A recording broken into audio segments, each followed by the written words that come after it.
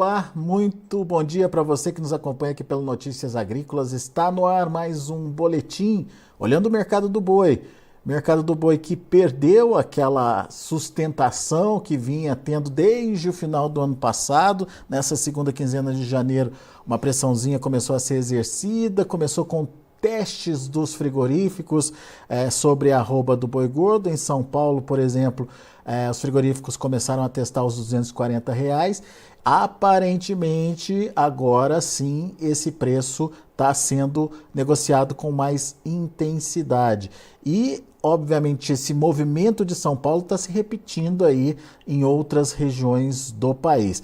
Vamos confirmar essa informação com o Fernando Henrique Iglesias, lá da Safras e Mercado, está aqui com a gente. Seja bem-vindo, meu amigo. Obrigado por mais uma vez estar com a gente, nos ajudar a entender essa dinâmica da formação de preços. Dá para dizer que os 240 já está se tornando referência para São Paulo aí, para a arroba do boi gordo, Fernando? Primeiramente, boa tarde a todos que nos acompanham aqui no Notícias Agrícolas. É um prazer estar aqui em mais uma oportunidade.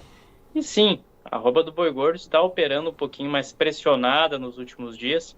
Os frigoríficos estão tentando comprar em patamares mais baixos e esse R$ 240 por arroba já está virando negócio, já está resultando em negociações, já está acontecendo, já tem volume de negociações acontecendo nesse patamar de preço em São Paulo, muito em função de um escoamento da carne muito lento aqui no mercado interno nesse começo de ano. Esse é o grande vilão do mercado do boi gordo agora, nesse comecinho de 2024, e está gerando uma grande complicação em relação à nossa formação de preços. Ô, Fernando, o que está acontecendo? Vamos entender direitinho aí com a carne, principalmente no atacado, né? O escoamento está lento, é isso? Exatamente isso. O escoamento entre atacado e varejo está acontecendo de uma maneira bastante lenta. Está devagar esse começo de ano. O que acontece? Isso também tem a ver com o perfil da demanda para esse período.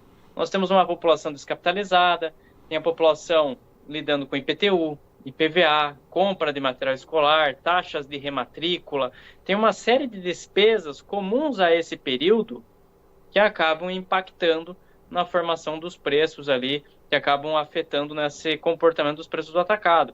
Tanto que os cortes do traseiro bovino, diante desse perfil de consumo por proteínas mais acessíveis, os cortes do traseiro foram os que apresentaram a queda mais agressiva no decorrer desse mês de janeiro. Nós saímos aí de um traseiro bovino que iniciou o ano cotado a R$19,60, R$19,70 por quilo, que caiu aí para R$18 por quilo. Então teve uma queda importante do traseiro bovino no decorrer desse ano, em função desse perfil, desse padrão de consumo que nós temos definido para esse momento. Bom, agora a gente precisa entender se esse é um comportamento pontual, né, Fernando? Por conta de ser uma segunda quinzena de mês e isso pode mudar daqui para frente, ou se isso vai se tornar uma tendência. O que você vê aí de possibilidades? Essa é uma questão muito atrelada à sazonalidade do mercado. Nós saímos de um período de auge de consumo, que é o último bimestre, e passamos para um bimestre que tipicamente o consumo é mais fraco. Isso também é aliado a uma segunda quinzena do mês em que a população está sem dinheiro. A população está sem dinheiro para consumir produtos de maior valor agregado. Então, desta forma, o que nós estamos observando, o que nós estamos vislumbrando é realmente os preços da carne caindo, os frigoríficos com câmaras frias cheias, um alto volume de produto estocado. Aí o que acontece? Isso vai refletir nas estratégias do frigorífico na compra de gado. Se ele está tendo dificuldade para escoar a produção, para dar vazão à produção de carne, ele vai pôr o pé no freio ali, ele não vai precisar de uma escala tão longa assim, ele não vai precisar ser tão agressivo na compra de gado. A prioridade é enxugar esse estoque, essa carne que está parada. E tem carne estocada hoje nos frigoríficos, então? As câmaras frias estão bem abastecidas, realmente tem dificuldade de você dar vazão a esse produto nesse momento, diante desse perfil de demanda que nós temos hoje. O varejo também vai apresentando indicadores complicados nesse começo de ano, e isso vai refletindo em todos os elos da cadeia. Isso vai afetando o resto da cadeia, vai afetar as decisões da indústria, e isso vai chegar lá no pecuarista. Ô, Fernando, e a falta de recurso da população, ela explica essa tendência aí. Como é que a gente pode entender através de preços, né, que isso está acontecendo? O que está sendo valorizado, o que está sendo desvalorizado? E isso, pelo que eu entendi, envolve todas as proteínas, né? Não é só a carne bovina, não, né? Não, esse movimento não está restrito à carne bovina. Vou citar aqui, por exemplo, alguns cortes do frango que vêm apresentando queda em seus preços. Peito de frango, a própria coxa de frango vai apresentando queda. Tem alguns cortes que estão escalando, estão subindo discretamente. Dorso de frango experimentou alguma alta nesse comecinho de ano. Pé de frango, as carcaças ali estão mantendo um certo preço. Então, esses cortes, que tipicamente têm um valor agregado menor, eles estão mais demandados realmente. A população vai priorizando cortes mais baratos dentro do próprio frango, que já é a proteína mais acessível, a proteína mais barata. E temos também embutidos. Embutidos acabam ganhando demanda nessa época do ano. Nós saímos de um período, o último bimestre, que a preferência é por cortes nobres, por conta da capitalização da população, e passamos por um momento exatamente oposto, em que a preferência da população vai ser por proteínas mais e mais acessíveis. Nem o ovo conseguiu escapar dessa tendência aí, pelo que você estava me contando, né?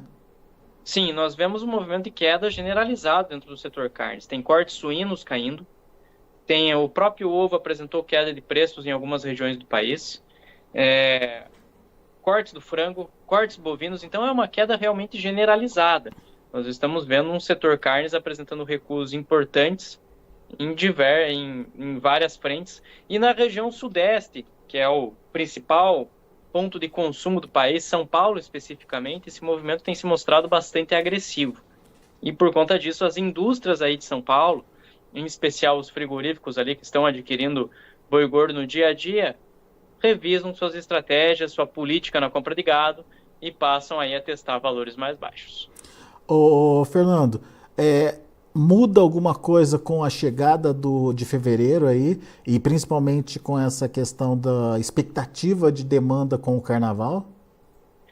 Vai ter um efeito positivo, sim. A grande questão é o seguinte: se essa demanda de virada de mês vai ser o suficiente para enxugar esse mercado, esses estoques de carne. Se de fato isso acontecer, nós podemos voltar do feriado de carnaval com os frigoríficos com escalas mais curtas, com maior propensão a pagar preços mais altos pela arroba. Lembrando agora que nós estamos em um momento que o pecuarista ele tem condição de segurar um pouquinho esses animais, de reter esses animais, segurar, usar a retenção ali como uma estratégia, porque o pasto oferece condições para isso. A pastagem tem condição para isso. Então ele pode cadenciar o ritmo desses negócios, não tem uma urgência para negociar. É lógico, isso varia de caso a caso, né? Muito pecuarista às vezes tem que honrar algum compromisso, etc. E precisa vender boiadas ali, etc. Mas de qualquer forma, se houver a possibilidade de cadenciar o ritmo de negócios, pode encontrar opções melhores ao longo desse primeiro trimestre. Pode encontrar... Só não podemos imaginar altas explosivas do preço, né? O mercado não está propenso a isso, mas de qualquer forma, podem sim acontecer oportunidades melhores do que nós temos agora para o mercado do boi. Então, uma retomada e não uma mudança de patamar de preço, né, Fernando? Exatamente. Recuperar um pouquinho dos valores ali, a depender do escoamento da carne. Então, o grande problema não tem sido, nesse momento, a exportação, tanto que os volumes exportados são muito bons, né? Mas o problema é aqui no mercado interno. O mercado interno está sendo o grande problema agora, desse desse comecinho de 2024, e vai levando esse quadro de pressão da arroba do boi gordo, vai acentuando esse movimento de queda que nós estamos observando dentro do mercado brasileiro aí, em vários estados, não só em São Paulo, né? Mato Grosso do Sul apresentou quedas essa semana, o próprio mercado ali, né, os estados da região norte, Tocantins, Pará, Rondônia, apresentaram quedas em suas cotações. Então, o movimento está acontecendo de uma maneira uniforme, esse movimento vai acontecendo. Muito bem. Bom, isso vai ser uma característica desse primeiro trimestre, dá para dizer isso, Fernando? Na verdade, assim, esse comecinho de ano, o escoamento da carne levou a esse movimento de pressão.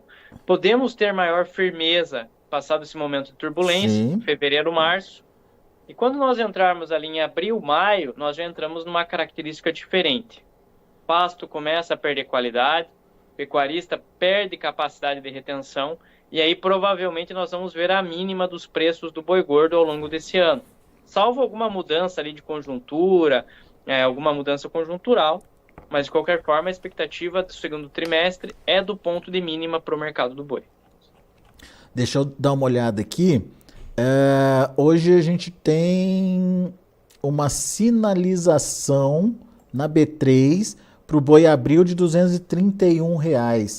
A gente está falando de uma diferença aí de quase R$ 15 em relação ao que está sendo pago hoje. Está coerente, na sua opinião, essa tendência aí? Sim, está dentro daquilo que pode acontecer para o segundo trimestre, só que lógico, dependendo da pressão de oferta, podemos ter movimentos de queda ainda mais agressivos do que esse 230. Né? Então, Quando você fala movimento de oferta, é a entrada aí das fêmeas, ainda vamos ter muitas fêmeas indo para o gancho esse ano, Fernando? Nossa projeção, no abate do ano passado, pelo que nós levantamos aqui, fechou em torno de 34,3 milhões de cabeças, 2023. Foi um ano em que o abate de fêmeas cresceu 27%, quando nós comparamos a 2022. Tá? Então nós temos aí um crescimento expressivo do descarte de fêmeas de 22 para 23. 24, nós ainda teremos um grande volume de fêmeas sendo descartados. O abate aqui no Brasil, ao invés de 34,3, deve fechar aí em 34 milhões de cabeças.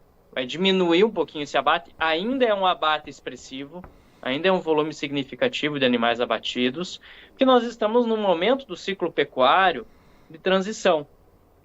Nós ainda estamos num momento de boa capacidade produtiva e nós vamos ver uma mudança completa do ciclo, mais provavelmente ali para 2025. No final desse ano a gente já vai começar a sentir ali as mudanças dentro do ciclo pecuário, vai começar a rarear a oferta de animais de reposição, o ritmo de nascimento já não vai mais acompanhar essa demanda por bezerro, e isso vai fazer com que o mercado encaixe ali no momento de maior propensão a altas, tá? Mas ainda vai ter um grande volume de abate em 2024, ainda vai ter um grande volume de fêmeas sendo descartadas, os preços podem ficar um pouquinho melhores de fato, né? Mas assim, nada de movimentos explosivos. Você falou de 27% de participação de fêmeas Na verdade, foi 27% de crescimento do abate de fêmeas. De crescimento. Isso. Fêmeas, se for considerar a participação nas escalas de abate, é mais, então. Sim, deve ter. Eu preciso apurar esses números precisamente, mas a participação das fêmeas no volume de abate aqui no Brasil aumentou sim. Ano passado, teve uma participação maior, até diante de uma disponibilidade muito expressiva. Tá? Então, olhando o abate de fêmeas de 2023, quando nós comparamos a 2022, houve sim, de acordo com dados do CIF, do Sistema de Inspeção Federal, houve sim um crescimento de 28% entre um ano e outro. Tá? Só pelo que passou pelo CIF, foi mais de 8 milhões de fêmeas abatidas em 2023, contra um abate aí de 6,3, 6,4 em 2022. Muito bem.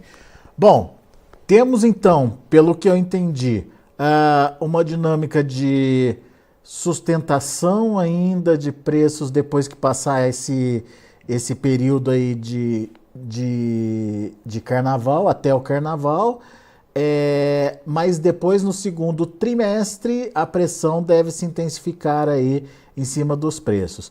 O que fazer, Fernando? Tem ação ou tem ferramenta que possa ajudar o produtor a se proteger? Como pecuarista, a melhor alternativa... Tem duas frentes que o pecuarista precisa trabalhar agora. Primeiro é na aquisição de reposição. A reposição está com preços descontados, nós temos preços relativamente baixos para reposição, então ainda há boas oportunidades. Apesar que o melhor momento para comprar reposição já passou, né? Ano passado nós tivemos preços do bezerro ali bastante descontados no terceiro trimestre em particular, então ofereceu ali boas perspectivas para aquisição de reposição. Tá? E a outra frente agora pensando na entrega das boiadas aí para o segundo trimestre, é fazer as medidas protetivas ali usando a B3, usando o mercado opções ali no mercado OTC, fazendo uso de NDFs que algumas instituições financeiras oferecem. Então, existem ferramentas para a contratação do famoso seguro, né, para você garantir uma rentabilidade aceitável, garantir um preço que seja interessante, garantir uma boa margem de lucro. Lembrando sempre que o pecuarista brasileiro investiu na melhor genética, refinou as técnicas de manejo, reformou as pastagens e agora precisa preservar, proteger todo esse investimento que foi feito. Não dá para bater a Ferrari de novo sem estar com ela segurada. Então tem que realmente usar as ferramentas de proteção que o mercado oferece, que o mercado disponibiliza, para realmente conseguir ter uma boa rentabilidade, uma boa margem e seguir numa crescente, seguir evoluindo dentro do mercado. Muito bem. Tá aí, são as dicas do Fernando Henrique Iglesias, lá da Safras e Mercado, aqui pra gente no Notícias Agrícolas. Fernando trazendo os cenários possíveis aí ao longo do ano, nesse curto prazo, o que pode acontecer ali no segundo trimestre e principalmente o que vai ser o último semestre, Fernando. Melhoras daí, né? Sim, a previsão para um final de ano é um final de ano um pouco mais com preços melhores, uma curva de preços mais interessante, só que não dá para a gente imaginar também altas muito explosivas para o mercado do boi nessa temporada, até por questões que envolvem a demanda, né? Precisa de uma série de variáveis, recuperação econômica na China, recuperação da suinocultura chinesa, também precisa das questões que envolvem aqui o mercado interno. A Letícia Guimarães aí do Notícias Agrícolas, nós fizemos uma notícia, saiu uma notícia excelente com ela, falando justamente sobre essas questões que envolve aí envolve a China, envolve a questão da suinocultura chinesa e do setor carnes mundial. Tá? Então a China tem um peso muito grande, tem um papel muito importante quando nós olhamos para o setor carnes em escala global. Aliás, foi bom o Fernando tocar nesse assunto. Esse material especial da Letícia Guimarães está disponível ainda para leitura.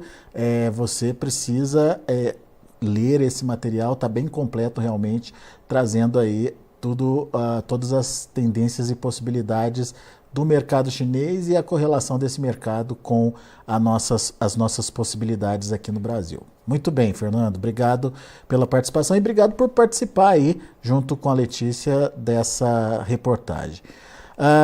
O Marcelo Rocha está parabenizando aí pela análise. Ele fez uma pergunta aqui com relação à oferta, mas você já respondeu. Se a oferta, as proteínas mais acessíveis vão continuar atrapalhando a bovina, Fernando? Foi a pergunta que o Marcelo fez.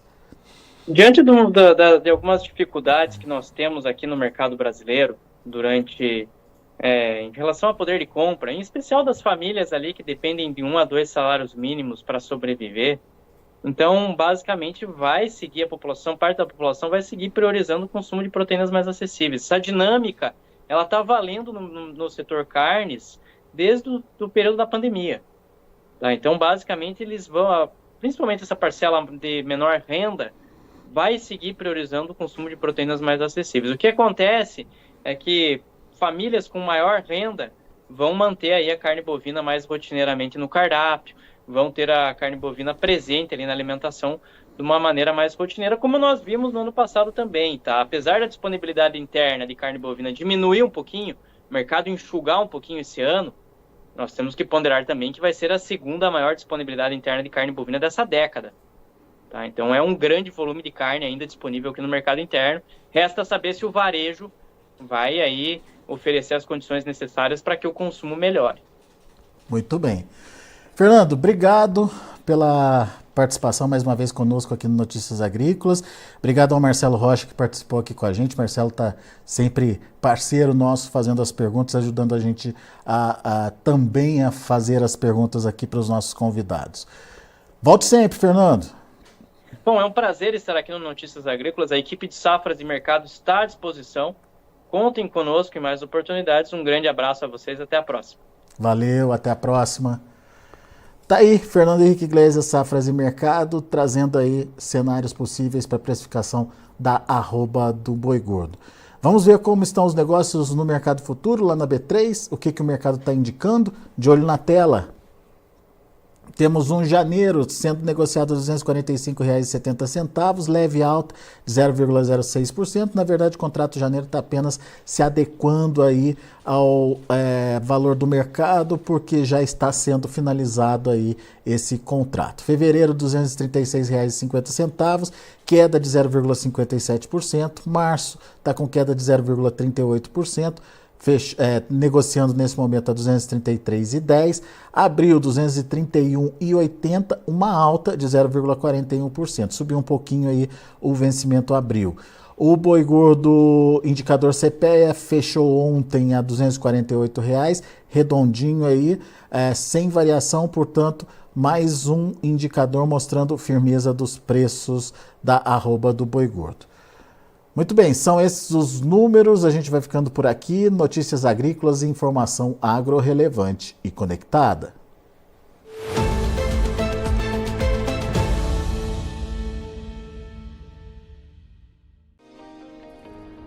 Se inscreva em nossas mídias sociais, no Facebook Notícias Agrícolas, no Instagram @Notícias Agrícolas e no nosso Twitter @Notiagre. E para não perder nenhum vídeo, não se esqueça de nos acompanhar no YouTube e na Twitch, Notícias Agrícolas Oficial.